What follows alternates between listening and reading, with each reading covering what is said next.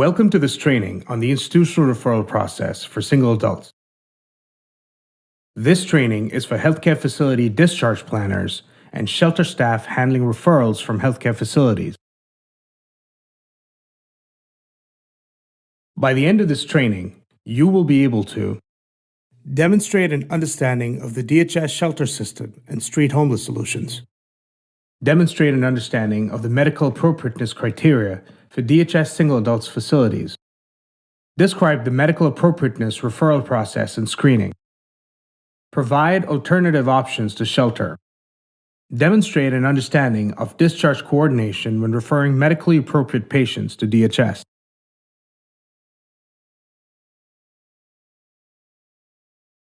Let's begin by gaining an understanding of institutional referrals. There are two types of patients visiting a healthcare facility: inpatients and outpatients. An inpatient is someone admitted to a healthcare facility, whereas an outpatient is someone who receives care at a healthcare facility without being admitted. In some cases, patients may stay in the emergency department for more than one day without being admitted to the facility. Note that extended emergency department stays are considered outpatient stays. This includes stays when patients are held for observation in the emergency department and are assigned to an observation bed. Because the institutional referral process does not apply to outpatient stays, no referral is needed for these or any other outpatient stay. When a single adult patient who is admitted to a healthcare facility, such as a hospital or nursing home, is referred to the New York City Department of Homeless Services shelter system, this is considered an institutional referral. The purpose of this training is to provide you with the basic knowledge about the referral process. We will also discuss medical appropriateness for a DHS single adult shelter or safe haven from inpatient departments of healthcare facilities.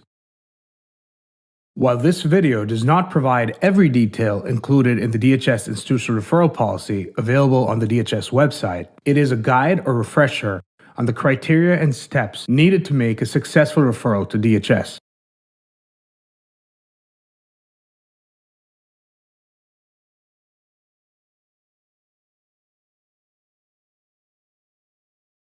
In 2018, DHS released a new referral policy and form.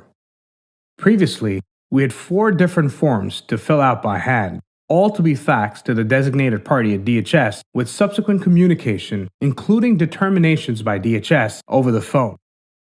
Now, with this new process update, benefits include a single electronic form submission via email only.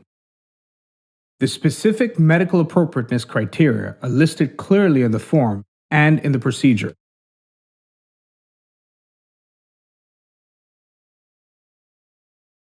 Determinations made within 1 business day for inpatient stays of less than 30 days and within 2 business days for inpatient stays of 30 days or more. As of October 2019, only electronically completed institutional referral forms will be accepted by DHS. This requirement improves efficiency of the review process. No handwritten and/or scanned forms will be accepted. Before we jump into the details of how to complete and submit an institutional referral form, let's take a look at the DHS shelter system and which parts of this system require an institutional referral form prior to discharge of a patient who is experiencing homelessness.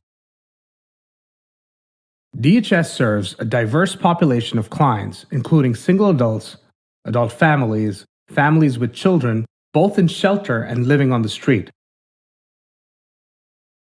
It's important to remember that the institutional referral process is only for the discharge of single adults or patients experiencing unsheltered homelessness.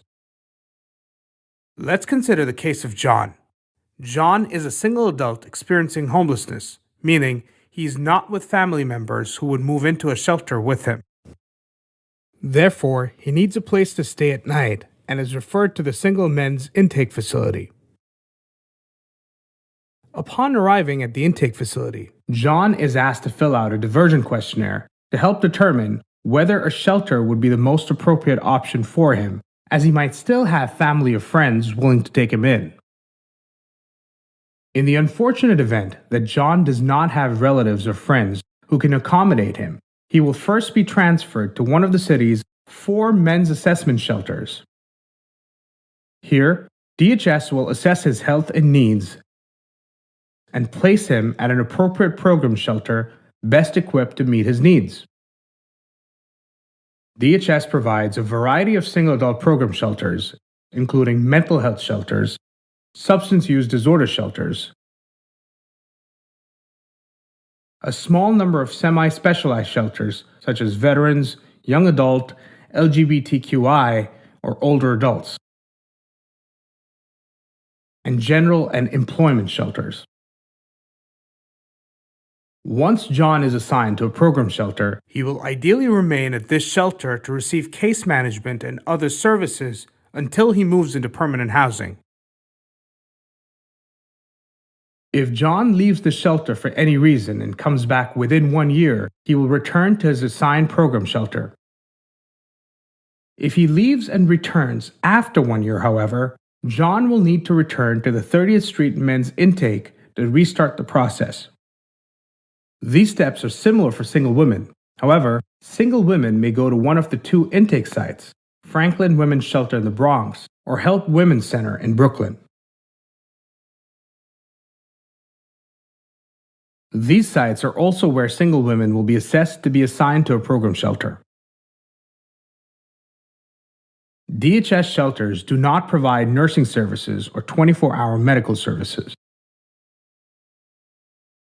Also, home care is not possible in single adult shelters, except for a small number of temporary services offered by community nurses, such as 2 weeks of wound dressing or IV treatment. Additionally, be aware that shelter settings are congregate. DHS Street Homeless Solutions is the agency's arm that conducts outreach and provides services to people who are experiencing unsheltered homelessness, meaning that they have lived on the street for a total of 9 months or more within a 24-month period.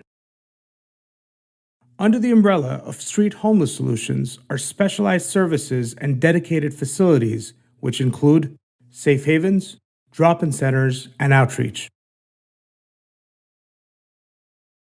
There are a number of safe haven shelters located across all 5 boroughs. These safe havens are low-barrier shelters with flexible requirements explicitly suited for clients who have been chronically street homeless. Drop-in centers provide facilities for showers, food, and various services to anyone off the street.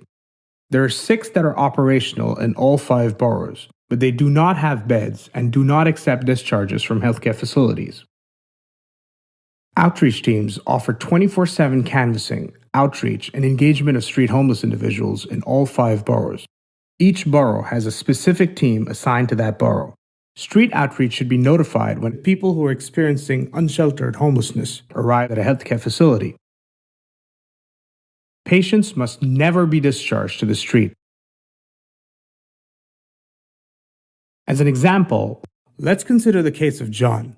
In this example, John is chronically homeless, meaning he has been living on the street for at least the past 9 to 10 months. An outreach team then approaches John on the street. At this point, John may choose to go to a safe haven, which is a transitional shelter, before moving forward to a program shelter. Safe havens function like traditional shelters, but with a more relaxed environment and a more flexible set of rules. On the other hand, John may also opt to go to a drop-in center, which is a facility that does not have beds but provides free services for the homeless, such as hot meals, laundry facilities, clothing, medical care, on-site mental health services, and case management, as well as chairs to rest.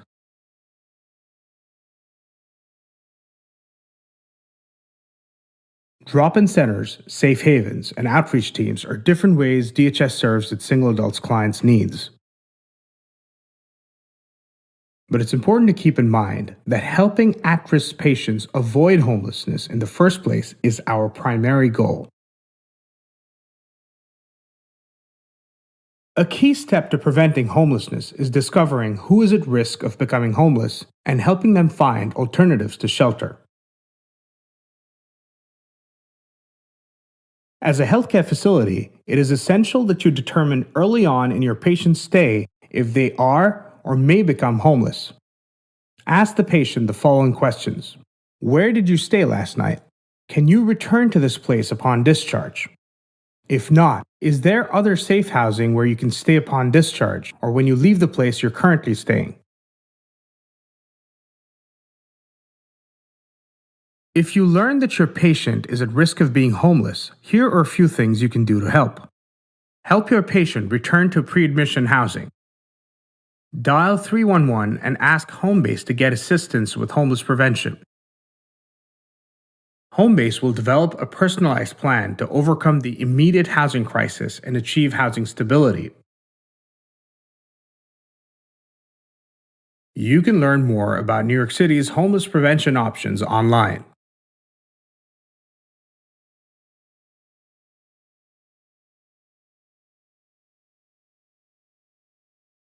If the patient has New York State Office of Mental Health licensed supportive housing and is being threatened with eviction or does not want to return to that current supportive housing, reach out to the supportive housing provider to work towards a resolution.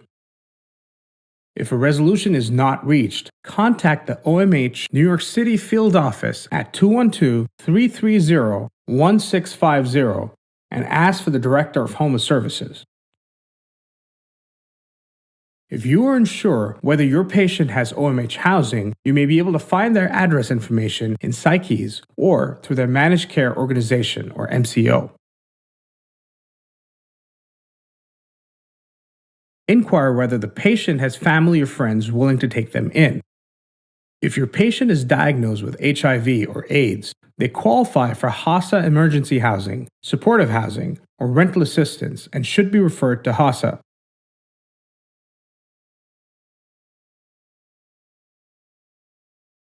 If you think your patient may be eligible for supportive housing, please complete the HRA 2010E application.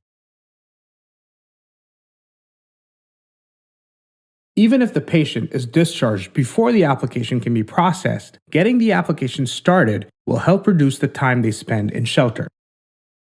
If your patient has a developmental disability, call the New York State Office of People with Development Disabilities, OPWDD, to confirm whether the patient has been previously found eligible for OPWDD services and help them apply for housing assistance.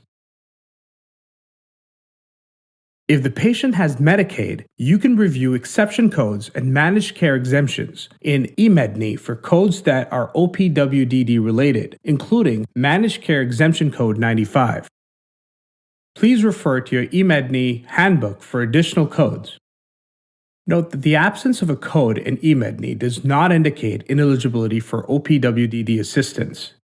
Single adults with developmental disabilities should not be referred to shelter.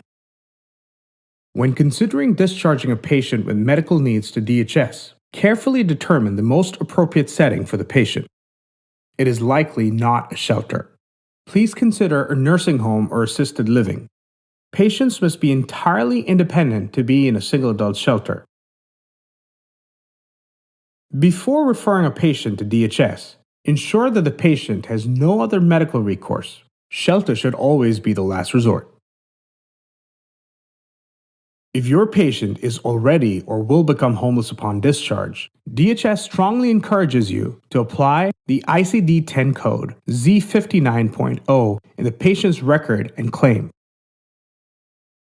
Use of the Z59.0 code is part of the citywide effort to provide support services for New Yorkers experiencing homelessness, including a richer patient history to inform care and the development of targeted interventions.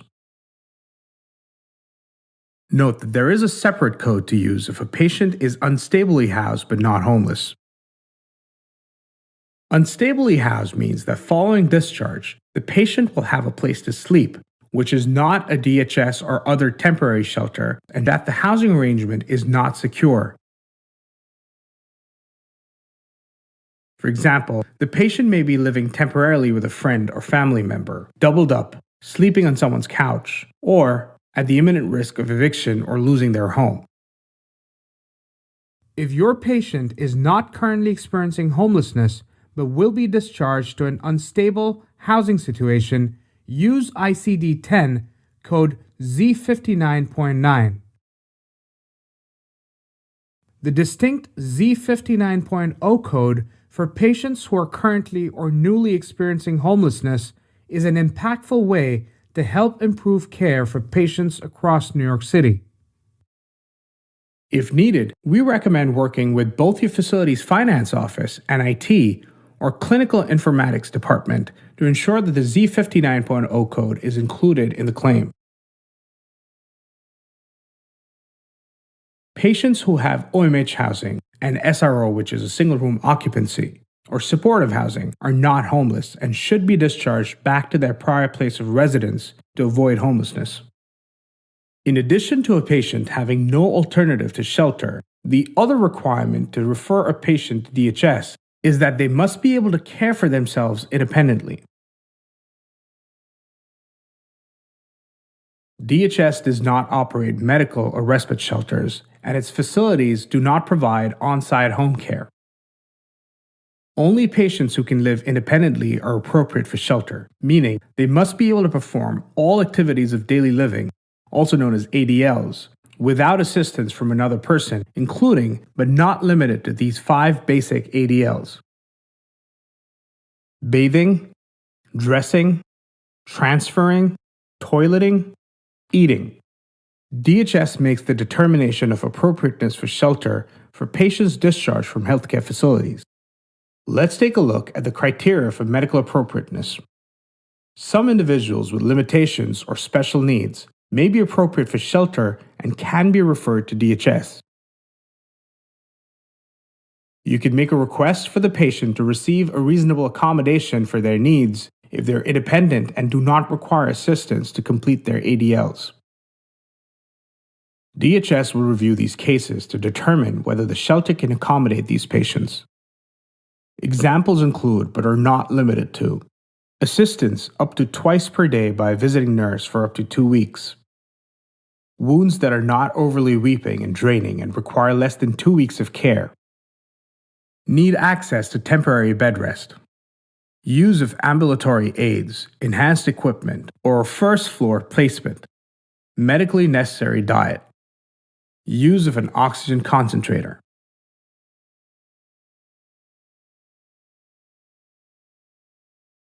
Certain criteria make patients medically inappropriate for shelter.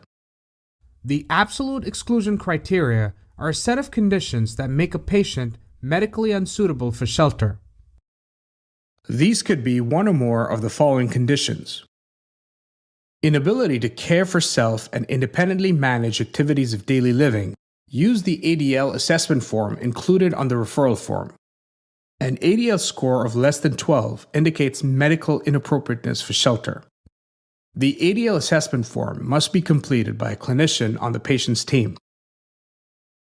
Lack of decisional capacity. Need for home care or visiting nurse services beyond wound care or intramuscular intravenous medication administration and beyond 2 weeks. Severe immunosuppression, such as chemotherapy, end-stage AIDS, post-transplant with an absolute neutrophil count of less than 500 ml. Major dementia with cognitive deficits, MMSE of less than 25. Peritoneal dialysis. Inability to make needs known or follow commands. Unresolved delirium. Inability to independently manage chronic illnesses or medication administration, schedule, and reminders, including inability to self-administer insulin. Inability to independently manage urinary catheters. Inability to manage urinary or bowel incontinence or explosive diarrhea. Oxygen dependence requiring an oxygen tank or cylinder of any size containing liquid or compressed oxygen. Oxygen concentrators are allowed. Cranial halo devices or stabilizing protective gear worn continuously poses imminent risk of physical harm to themselves or others. Inability to understand spoken, signed, visual, or tactile language with or without an interpreter, on a ventilator, or CD4 count below 200. Other criteria, called relative exclusion criteria, do not immediately make a patient inappropriate for shelter, but may indicate potential inappropriateness. For these conditions, DHS reserves the right to request more information or refuse the referral. These relative criteria include if one or more of the following apply to the patient, the healthcare facility or LTCF may be contacted for additional information by the DHS Office of the Medical Director or a relevant site. Requires infusion pumps or PICC lines, colostomy bag, tracheostomy or feeding tube, intramuscular or intravenous medication administration via nurse, no more than 2 per day, must be prearranged by the healthcare facility and limited to no more than 2 weeks.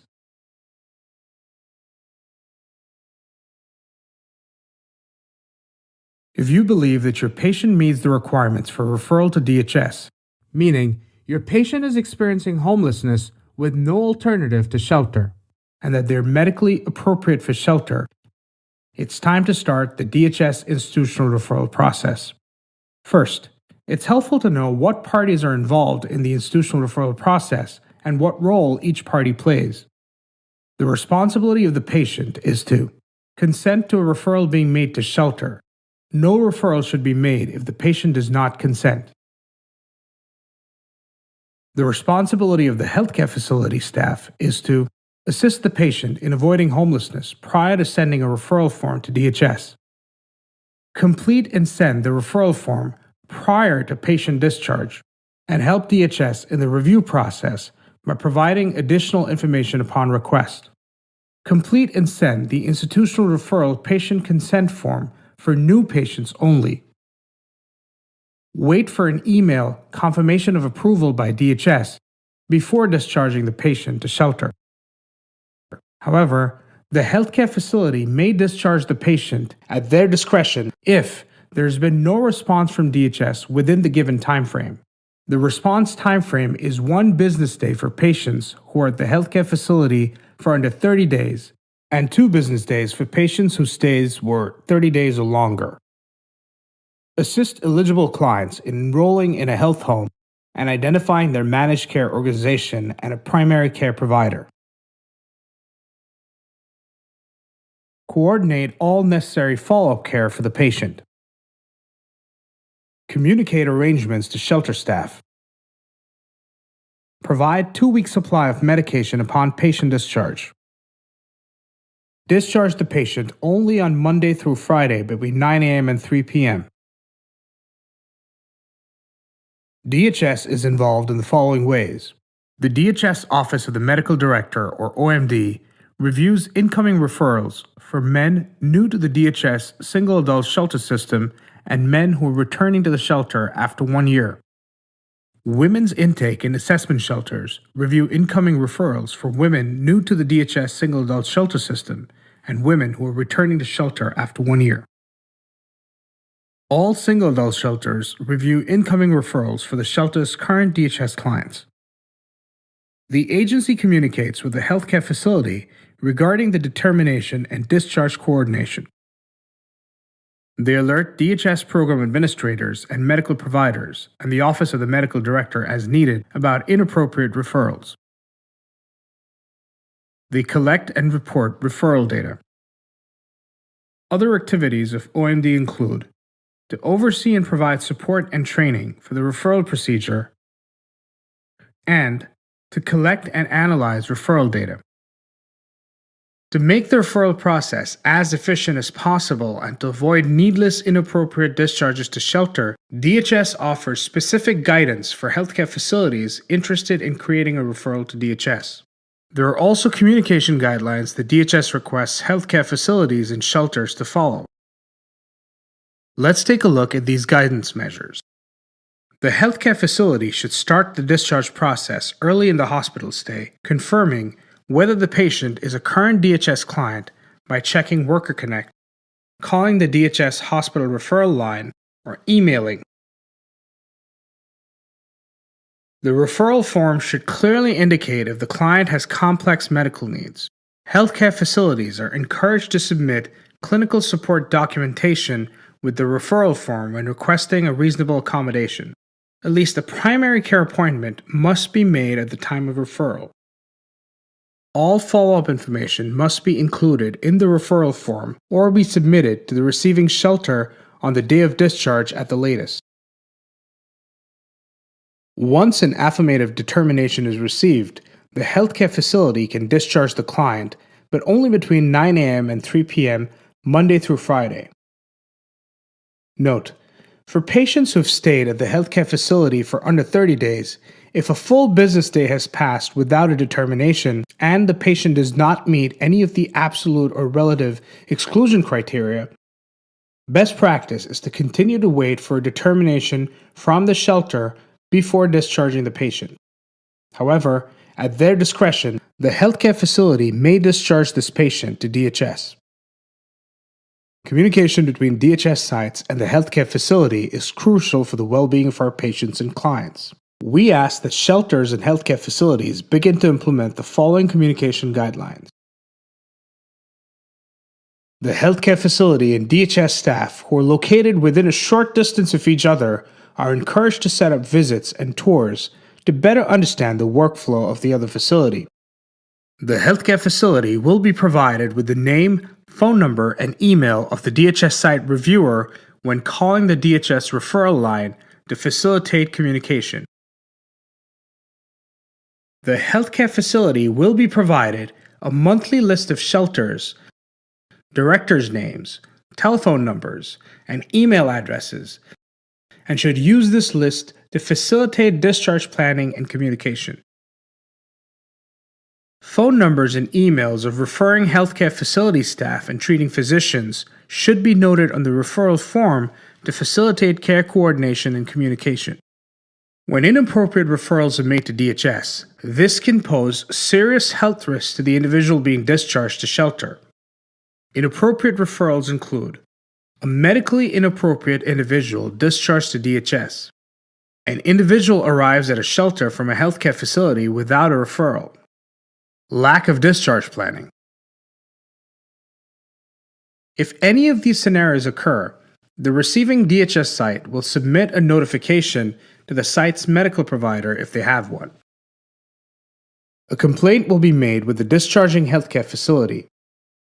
The appropriate state agency may receive complaints as well if the referral was incorrect, and the medically inappropriate patients will be returned to the healthcare facility. It is the responsibility of DHS and/or the healthcare facilities to coordinate the safe discharge of clients, particularly those clients that are medically fragile. Clients discharged to DHS, including those who need follow-up care, must be capable of remaining stable. To understand the coordination of care process, let's take a look at a few common patient circumstances. For any patient referred to DHS, the healthcare facility should arrange follow-up care, including, at the very least, primary care appointment and a 2-week medication supply for the patient. The healthcare facility should work with the client to make sure that the location and time of the appointment is appropriate for the patient, and whenever possible, that the appointment is within reasonable distance to the patient's shelter or safe haven for clients with assigned shelters or safe havens. In some cases, a patient may need outpatient treatment or care. Say, for instance, John is a DHS client with a persistent medical condition. He has renal insufficiency and needs dialysis regularly. The healthcare facilities should establish that John can travel independently to the dialysis center.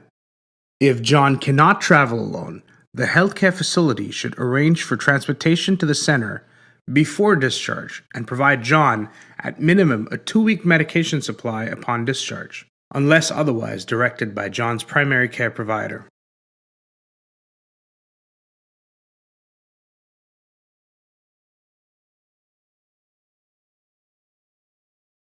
John has never been in a DHS shelter or was previously in shelter but has not been in one within the past year and he is willing to go.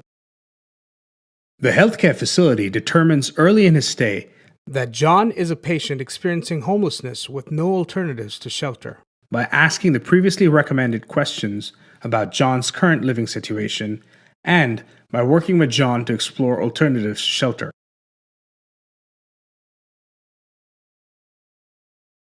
If no alternative to shelter is possible, the healthcare facility checks the Worker Connect system if available, or calls the DHS referral line or emails DHS to verify whether John is new to DHS and should be referred to men's intake or is a current DHS client who should be referred to his assigned shelter.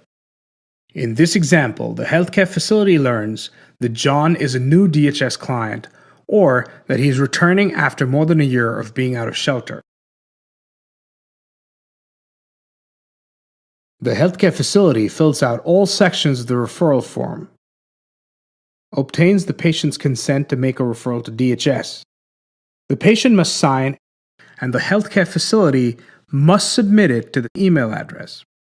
Note that for patients whose inpatient stays last 60 days or longer, or who are being referred from a long-term care facility, a PRI is required with the referral. And for patients with a cognitive diagnosis or dementia, an MMSE is required. Any reasonable accommodation requests should also be submitted with the referral form. We will talk more on that later. If John had one or more of the health conditions, limitations of independent activities, or functional needs listed in the absolute exclusion criteria, the healthcare facility would not make a referral to DHS because the shelter is not suited to meet those needs and may even pose a risk to John's health. Now that the healthcare facility has submitted the referral for John, the referral will be reviewed by the DHS Office of the Medical Director, which reviews referrals from men who are new to the shelter or returning after more than a year.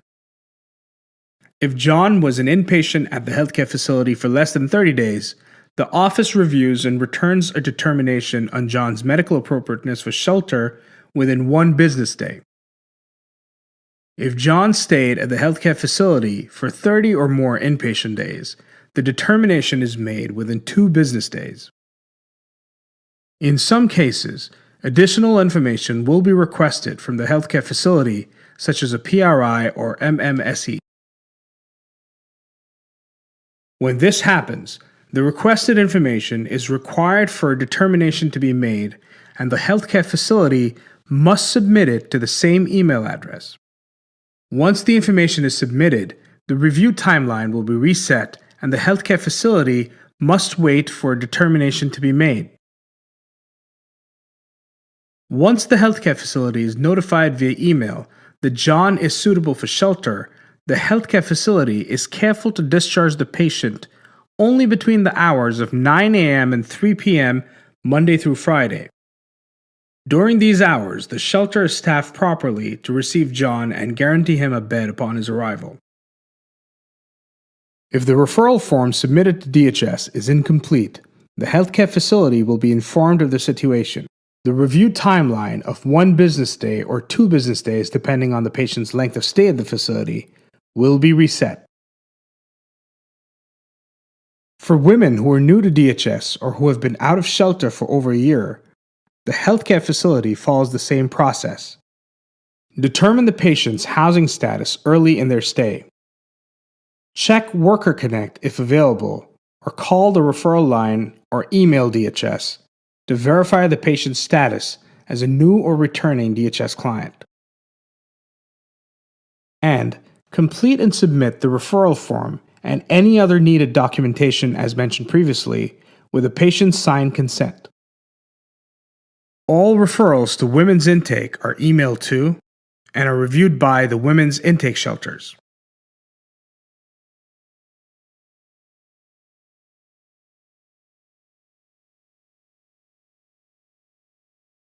The healthcare facility determines that John is a patient experiencing homelessness with no alternative to shelter. By asking the previously recommended questions about John's current living situation and learning that he's a current shelter client.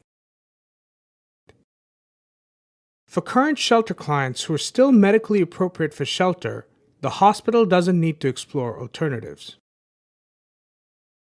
If needed, the healthcare facility checks the Worker Connect system or calls the DHS referral line or emails DHS to verify that John is a current DHS client at a shelter or safe haven of record and obtains the contact information for that site.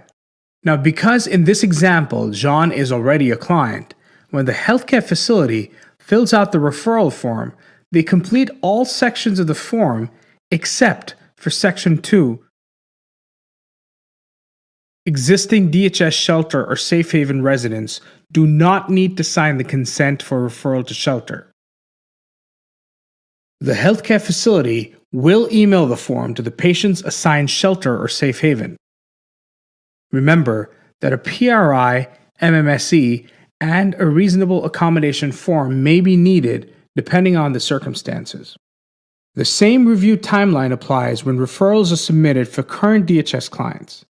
The healthcare facility will receive a determination regarding John's medical appropriateness for shelter within 1 business day for inpatient stays less than 30 days and 2 business days for inpatient stays 30 days or more.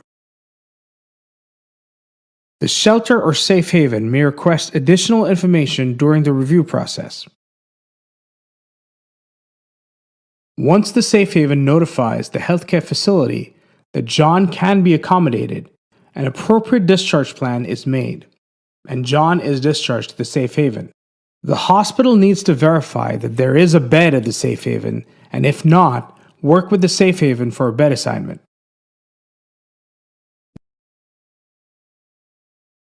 Once the shelter notifies the healthcare facility that John is appropriate for shelter, the healthcare facility discharges John only during the hours of 9 a.m. to 3 p.m. Monday through Friday to ensure that the shelter will be able to find John a bed that night. If no bed is available when John arrives at the shelter director will work with DHS Vacancy Control to find John an alternate bed for the night.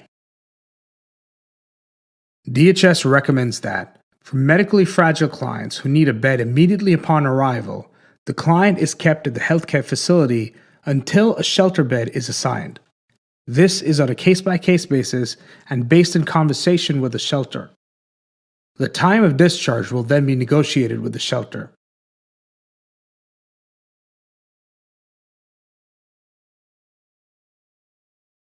John is experiencing homelessness and is unwilling to go to shelter. The first step is to determine John's housing status early in his inpatient stay. Once the healthcare facility learns that John is homeless with no alternatives and that he's unwilling to go to shelter, the healthcare facility determines the appropriate street outreach team for referral. The healthcare facility uses the DHS shelter contact list distributed monthly to obtain the contact information for the borough's street outreach team. The healthcare facility then fills out the referral form and emails the form to the appropriate street outreach team. The healthcare facility works with the street outreach team to create an appropriate discharge plan. Note: healthcare facilities should never discharge a patient to the street.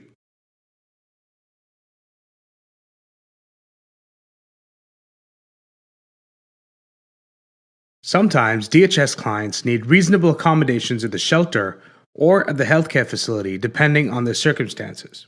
Here are 2 examples of cases in which such accommodations are needed. Say that in addition to his kidney diagnosis, John has diabetes and hypertension, and that he recently had a foot amputated at a hospital. John needs care from multiple providers, medication adherence support and education, and care coordination. The hospital needs to arrange all aftercare, including transportation, access to medication, primary care, and specialty care. Because John will need wound care for his healing amputation, the hospital also needs to submit the DHS reasonable accommodation form with his referral for up to 2 weeks of wound care from a visiting provider. DHS will accommodate this need and will transfer John via a reasonable accommodation if his current shelter is no longer appropriate for his needs. The hospital providers need to make sure John has received sufficient rehab and is independent before discharge. For patients who are experiencing homelessness and staying in congregate shelter settings, ambulatory surgery and recovery from some routine procedures is difficult to manage. Therefore, healthcare facilities are urged to admit patients for short stay for both pre- and post-procedure care. The facility, the patient's doctor, and the patient's DHS shelter and social worker should communicate and coordinate during the process. When John needed his gallbladder removed, John's doctor arranged an overnight stay at the hospital because otherwise John would have been unable to safely make his way back to the shelter and would be in a congregate setting during his immediate post-procedure recovery. Feel free to go back over these examples to review the process. Key takeaways include: it is important for the healthcare facility to not submit referrals or send to shelter patients who meet the absolute criteria listed in the referral form.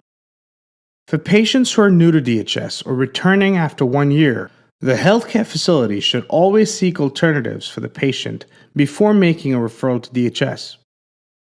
For patients coming from a nursing home who had an inpatient stay longer than 60 days, a PRI is required. For patients with a cognitive diagnosis or dementia, an MMSE is required. The healthcare facility should always arrange follow-up care before discharging to DHS. The healthcare facility and DHS facilities should communicate and coordinate discharges for the benefit of the patient, especially for medically fragile or complex patients. Healthcare facilities should never send a patient from inpatient service to single adult shelter without a completed referral form and approval from DHS. Before reviewing how to complete the institutional referral form, let's quickly go over the separate reasonable accommodation form, which was mentioned earlier. The healthcare facilities should help patients determine if they need a medical or reasonable accommodation in the shelter or safe haven. If they do, hospital staff can obtain the reasonable accommodation request form by downloading it at the link listed here. The link to this form is also found in the institutional referral form and policy. The form is for clients to complete. The hospital writes a letter or note with clinical information to support the reasonable accommodation request. The form and supporting documentation should be printed and given to the patient to give to the shelter director upon arrival, as well as attached to the referral. Once complete, the supporting documentation should be included when submitting the institutional referral form to DHS. Now that we've reviewed the basics of making a referral to DHS, let's look at the institutional referral form itself and how to complete it. Understanding the form is critical to successfully submitting the client's application. The next few sections will show the various areas of the referral form.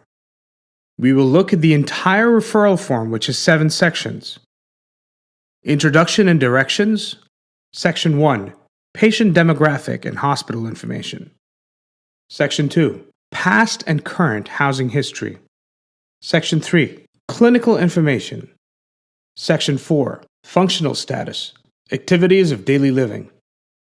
Section 5. Medication List and Relevant Information. Section 6. Discharge Plan. Section 7. Treating Team Signature. Institutional Referral Patient Consent Form. Note that the entire form should be completed electronically and submitted via email. The form is a fillable PDF with text entry, drop-downs, and checkboxes. Page 1 of the form contains an introduction and directions. Please review these before completing the form. Note that in this video, mandated questions are highlighted in yellow. Conditionally required questions are highlighted in green. In the client name text box, type the client's first name and last name. Then add the client's date of birth. If you know the client's CARES ID, include it in the text box. Page 2 describes the absolute and relative exclusion criteria. As stated, if any patient meets any absolute exclusion criteria, do not refer them to shelter. If any patient meets any relative exclusion criteria, you may send additional explanation with the referral. On page 3, The top section is for DHS only, and the bottom section begins the referral. Using the name of healthcare facility drop-down menu, select your location, type of healthcare facility, and include all contact information for the primary person completing the form. Make sure that you indicate the length of time the patient has been an inpatient at your facility and all dates requested. On page 4, complete section 1 of the referral form. This section is for patient demographics and hospital information. DHS uses the demographic information to find or create a profile in our client database system, which will be used to provide services for the patient if they become a DHS client. The healthcare facility information is important for discharge planning and coordination for the patient. After calling the DHS referral line or checking Worker Connect if available, make sure to indicate whether the patient is new to DHS or has not been in shelter within the past 12 months. Yes means the patient is new or returning after 12 months and will be discharged to DHS intake. No indicates the patient is a current DHS client, was in shelter within the last 12 months, who will be discharged to their shelter of record.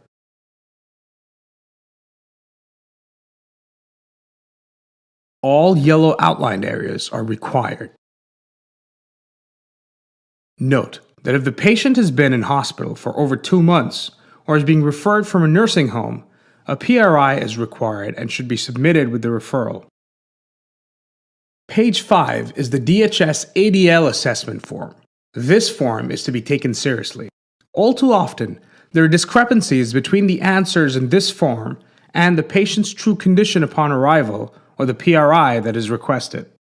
Please be careful to respond accurately because if the patient is discharged inappropriately to shelter, they will be returned to the healthcare facility, causing an undue burden on the patient. When completing this form, please note, patients must score a 12 out of 12 to be considered appropriate for shelter. If a patient scores less than 12, they are not appropriate for shelter, and the DHS healthcare facility staff should not continue to fill out the referral form. This section must truthfully depict the patient's functional status in a congregate setting. If the patient cannot perform his or her ADLs upon arrival at shelter, they will be returned to the healthcare facility. This is required for all referral submissions.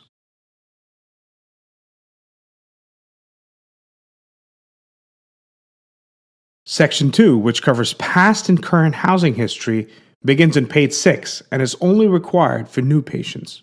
In parts 2.1 through 2.5, indicate the patient's last place of residence and length of stay at that location before their current inpatient stay. If choosing Other, please specify in the text box if the patient is under APS care. Make sure to indicate it in part 2.5. At the bottom of page 6, in Reasons for Current Homelessness, select the primary reason for homelessness. Section 2 continues on to page 7. For Section 2.7, note your efforts to place patient in housing and make sure you list all attempts. Many hospitals incorrectly select No for all options and document little to no effort in helping their patients who have not been homeless when they were admitted. Even if a patient cannot be placed in a specific placement, if they are eligible, Yes should be selected, and the reason why placement was not successful should be documented. Healthcare facilities must make more efforts to truly assist their patients in explaining or offering options for alternatives to homelessness. Each person is different, may be eligible for different housing options, and deserves your support in avoiding homelessness. Section 3 is required for all patients. Let's take a look at all the subparts of Section 3. In Section 3.1, please select the option that is closest to the principal reason for admission. Next, Section 3.2 and 3.3 are both required and cannot be copies of each other. 3.2 describes the reasons and context surrounding the hospital admission, meaning the patient's condition upon arrival at the healthcare facility. Section 3.3 must include the hospital course, meaning what the treatment was, how the patient responded, improvement of health, other details related to the patient's stay at the healthcare facility, and their condition around the time of discharge. In Section 3.4, indicate whether the admission was due to violent or threatening behaviors.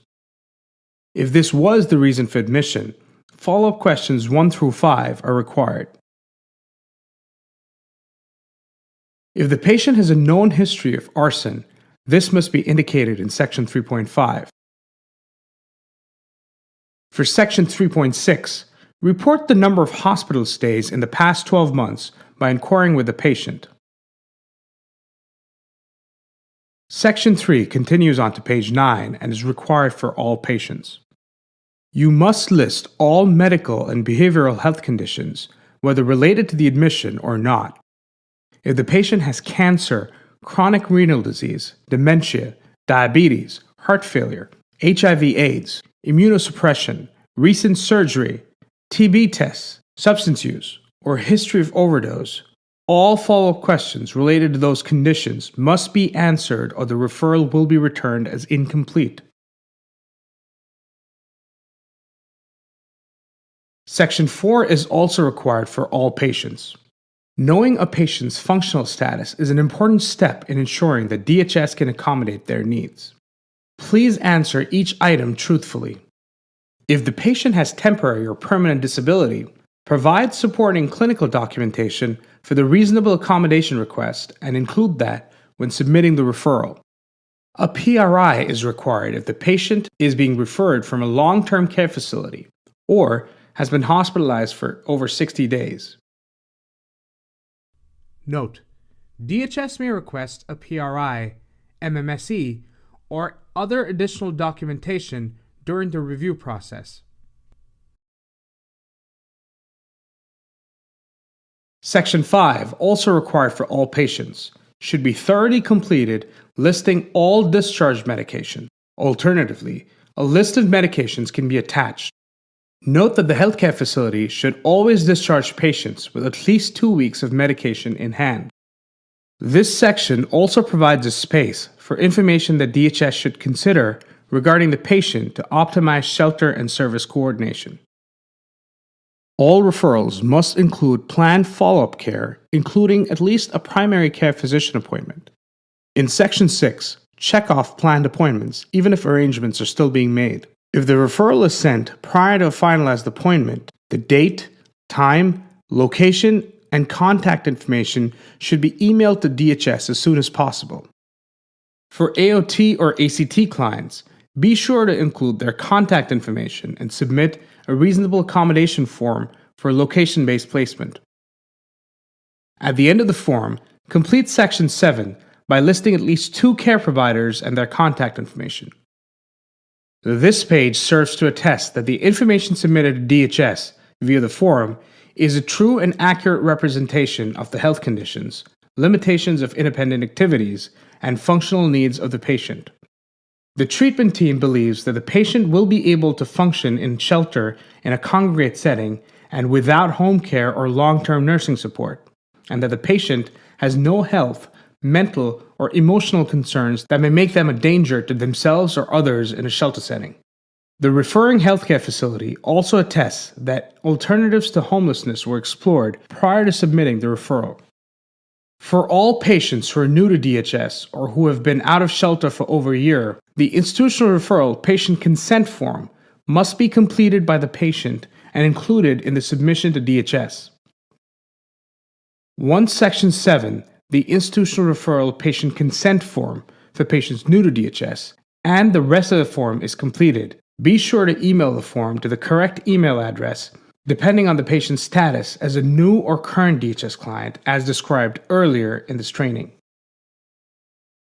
Thank you for completing this training on the DHS institutional referral process. It is important to us that referrals from healthcare facilities are efficient and effective for the benefit of New Yorkers experiencing homelessness. We look forward to working in collaboration with you to make that happen.